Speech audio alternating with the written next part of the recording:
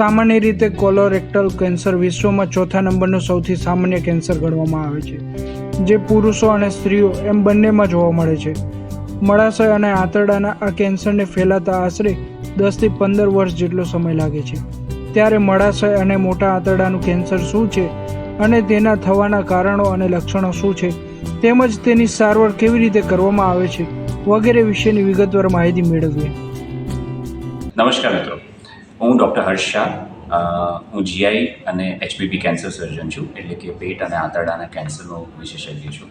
હું Apollo hospital અમદાવાદમાં કાર્યરત છું. આજે આપણે કોલોરેક્ટલ કેન્સર એટલે કે મોટા આંતરડા અને મળાશયના કેન્સર વિશે વાત કરીશું. સૌથી પહેલાં તો કોલન અને રેક્ટમ એટલે શું? જે પાચનતંત્ર હોય છે એનો જે અંતિમ વિભાગ હોય છે એને આપણે રેક્ટમ કહીએ છીએ, એટલે કે મળાશય. અને એ મળાશય પહેલાં જે મોટા આંતરડાનો પાર્ટ હોય છે એને કોલન કહેવાય છે. કોલનનું સામાન્ય કામ ખોરાકમાંથી પાણી અને ઇલેક્ટ્રોલાઇટનું એબ્ઝોર્પ્શન કરવાનું હોય છે અને તે મળને બનાવે છે. આજે આપણે એમાં થતા કેન્સર વિશેની વાત કરીશું. તો આ જે કેન્સર છે, કોલોરેક્ટલ કેન્સર, એ વિશ્વમાં થનારું ચોથું મુખ્ય કેન્સર કહેવાય. 2020માં લગભગ આવા 20 લાખ પેશન્ટોને આ કેન્સર થયું હતું. ભારતમાં પણ એનું પ્રમાણ બહુ જ કોમન છે. એક આંકડા પ્રમાણે 70,000 થી 80,000 મરીઝોને દર વર્ષે આ કેન્સર થતું હોય છે. આ કેન્સર થવાની જે મુખ્ય આયુ કહેવાય, એટલે એવરેજ એજ જે આપણે કહીએ, એ લગભગ 60 થી 65 વર્ષ હોય છે. પણ હાલમાં અમે જોઈએ છીએ કે જે યુવા વ્યક્તિઓ છે એમાં કેન્સરનું પ્રમાણ ધીરે ધીરે ઘણું વધી રહ્યું છે.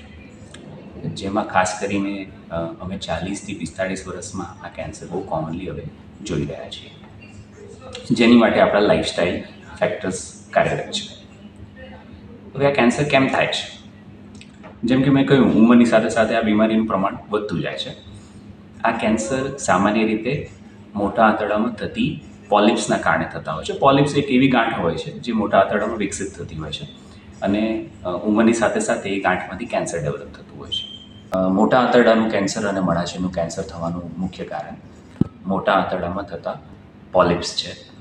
આ પોલિપ્સ નાની ગાંઠો હોય છે જે ઉંમરની સાથે સાથે વિકસિત થતી હોય છે, જેમાંથી ધીરે ધીરે કેન્સર થવાનું જોખમ વધતું હોય છે. સાથે સાથે કેટલાક બીજા પરિબળો હોય છે, જેમ કે આપણો ખોરાક, જેમાં શર્કરાની માત્રા વધારે હોવી, ચરબીયુક્ત આહાર વધારે હોવો, ફળ અને શાકભાજીનું માત્રા ઓછી હોવી, રિફાઇન્ડ ખોરાક વધારે લેવો અને ફાઇબરયુક્ત ખોરાક ઓછો લેવો, આ બધા પરિબળોથી પણ કેન્સરનું રિસ્ક વધે છે. ધૂમ્રપાન કરવું, તમાકુનું સેવન કરવું અને આલ્કોહોલ લેવું, આ પણ એક રિસ્ક ફેક્ટર્સ છે. વંશાનુગત કારણો, જેમ કે આપણા ફેમિલીમાં ફર્સ્ટ ડિગ્રી અને સેકન્ડ ડિગ્રી રિલેટિવ્સમાં જો પહેલાં આ કેન્સર થયું હોય તો આપણને પણ આ કેન્સર થવાનું જોખમ વધારે હોય છે. અને ખાસ કરીને જો આ કેન્સર એમને 50 વર્ષની ઉંમરથી પહેલાં થયું હોય તો આ આપણને થવાનું રિસ્ક વધી જતું હોય છે. કેટલીક આંતરડાની બીમારી, જેમ કે અલ્સરેટિવ કોલાઇટિસ અને ક્રોન્સ ડિસીઝ, જે વ્યક્તિઓને આ બીમારી હોય છે એમને લાંબા સમય પછી મોટા આંતરડાનું કેન્સર થવાનું જોખમ વધી જતું હોય છે. કોલોરેક્ટલ કેન્સરથી બચવા માટે શું કરવું જોઈએ? 45 વર્ષથી વધુ ઉંમરવાળી વ્યક્તિઓએ કોલોનોસ્કોપી નામની પ્રોસિજર કરાવવી જરૂરી છે. આને અમે સ્ક્રીનિંગ કોલોનોસ્કોપી પણ કહીએ છીએ, જેમાં મોટા આંતરડાનો દૂરબીનથી ચેકઅપ કરવામાં આવે છે. સ્ક્રીનિંગ માટે આ પ્રોસિજર દર 10 વર્ષે કરવાની સલાહ આપવામાં આવે છે, જેમાં મોટા આંતરડામાં થતા પોલિપ્સને આઈડેન્ટિફાય કરવામાં આવી શકે છે અને એને રિમૂવ કરવામાં આવે છે. આપણે જીવનશૈલીમાં અને આહારમાં પણ બદલાવ લાવવાની જરૂરત હોય છે. જે વ્યક્તિઓ નિષ્ક્રિય જીવનશૈલી જીવતા હોય છે, જે વ્યક્તિઓમાં મેદસ્વીતા હોય છે, એ વ્યક્તિઓએ વજન ઓછું કરવું જોઈએ, નિયમિત વ્યાયામ કરવો જોઈએ, ખોરાકમાં ફળ અને શાકભાજીનું પ્રમાણ વધારવું જોઈએ અને બીજા પણ ફાઇબરયુક્ત આહાર વધારે લેવા જોઈએ. આલ્કોહોલ અને તમાકુનું સેવન ઓછું કરવું જોઈએ.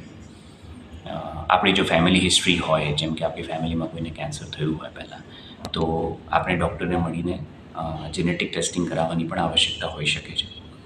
જે વ્યક્તિઓને પેટમાં સતત દુખાવો રહેતો હોય, મળમાં લોહી પડતું હોય અને કબજિયાત રહેતી હોય, એ વ્યક્તિઓએ ડૉક્ટર દ્વારા તપાસ કરાવવી જોઈએ, તાકી આપણે આ બીમારીને વહેલી તકે આઈડેન્ટિફાઈ કરી શકીએ. આ કેન્સરનો ઇલાજ કેવી રીતે કરવામાં આવે છે? આ કેન્સરનો ઇલાજ સામાન્ય રીતે શરૂઆતના તબક્કાઓમાં ઓપરેશનથી કરવામાં આવે છે. ઓપરેશન પછી જો પેશન્ટનું બીમારીનું સ્ટેજ 2 કાં તો સ્ટેજ 3 આવતું હોય છે, તો એને કીમોથેરાપીની આવશ્યકતા હોય છે. જે પેશન્ટોને સ્ટેજ 4ની બીમારી હોય છે, એમાં chemotherapy, immunotherapy, even targeted therapy અને ઓપરેશન, આ બધાના કોમ્બિનેશનની ટ્રીટમેન્ટ આપવામાં આવતી હોય છે. આ ડિસિઝન એક ડૉક્ટરોની ટીમ દ્વારા લેવામાં આવે છે, જેને અમે મલ્ટીડિસિપ્લિનરી ટીમ કહેતા હોઈએ છીએ.